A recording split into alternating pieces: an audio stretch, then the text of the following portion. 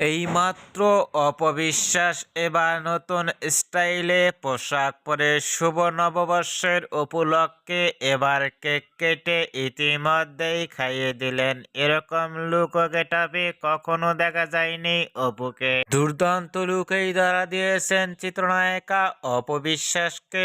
অসাধারণ লুকে দেখা গেল কেক হাতে নিয়ে খাইয়ে দিচ্ছেন অনেকে। এরকম লুক ও গেটাপ দেখে ইতিমধ্যেই সোশ্যাল মিডিয়ায় আলোচনায় ট্রেন্ডিং এ দেখা যাচ্ছে অপবিশ্বাসকে নিয়ে।